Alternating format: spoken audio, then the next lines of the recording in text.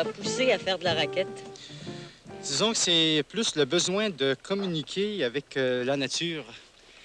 En qui me concerne, peut devenir une source d'inspiration, si vous voulez. Vous êtes poète? Non, je suis graveur. Ah bon, c'est la même chose. Et vous, Madame Théberge, est-ce que vous... Moi, disons que j'ai cherché un sport qui me convenait, qui me ferait faire de l'exercice, qui me tiendrait en forme, et puis qui en même temps s'accommodait avec ma situation de jeune maman, qui me permettait de traîner mon petit avec moi. Et puis, on a pensé à la raquette. Mhm. Mais est-ce que c'est aussi parce que c'est économique comme sport? Oui, disons que c'est économique, c'est accessible, on peut faire de la raquette n'importe où. C'est pas gros à transporter. Et puis, ça nous permet de tirer la luge, de tirer le traîneau. Puis le petit, lui, il est aux anges. Si vous aviez davantage d'argent pour vous équiper, pour faire un autre sport plus dispendieux, est-ce que vous laisseriez de côté la raquette?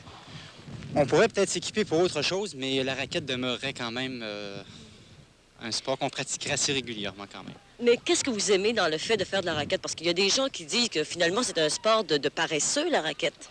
Non, on peut pas dire que c'est un sport de paresseux. Si on remonte dans l'histoire, on se rend compte que la raquette a été employée pour la chasse, même pour faire la guerre, et même pour certaines expéditions. Là, je sais pas trop dans quelle période de l'histoire. À ce moment-là, on peut pas considérer ça comme un sport de paresseux. C'est plutôt un sport, moi, que je considère beaucoup plus pratique que le ski de fond. Beaucoup plus souple. Comment ça? En ce sens qu'on peut même, à l'occasion, escalader certaines montagnes, comme j'ai fait l'an passé. Je suis parti avec un ami, puis on s'est permis d'escalader une montagne dans le parc de la Gatineau. Ça nous a pris quoi, peut-être 1h30, 2 heures pour atteindre le sommet, mais c'était agréable. Mhm. Alors, la raquette reste pour vous le sport de détente idéal? Oui, très bonne détente. Et pour vous, madame, est-ce que vous aimez faire la raquette en excursion, avoir un but à atteindre, ou c'est seulement de vous promener? Surtout la promenade, pour le moment. Est-ce que vous aimeriez, par exemple, marcher sur de longues distances, avoir un but fixé, un relais, enfin une excursion organisée? Ça m'intéresserait, mais disons pas chaque jour, pas quotidiennement. Parce que moi, je sors chaque jour, disons, avec le bébé, là. Je me promène.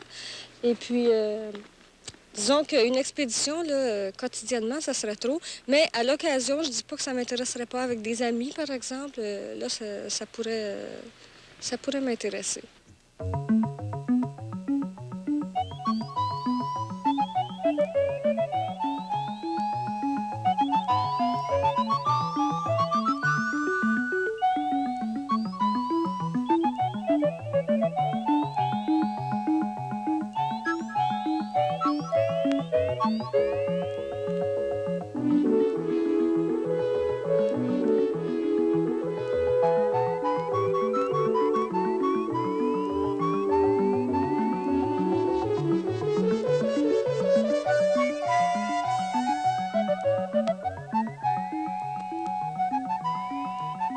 La raquette, comme on disait ici à côté, c'est plus facile, ça s'apprend plus vite. Le ski de fond, ça demande une certaine technique.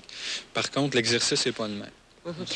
Et si on parle de plaisir de faire un sport, de la jouissance suprême qu'on trouve, soit faire du ski alpin, du ski de fond ou de la raquette, qu'est-ce que ce serait dans la raquette pour vous? Dans la raquette, ça serait de découvrir la nature, tout simplement, là, comme on a fait ce matin.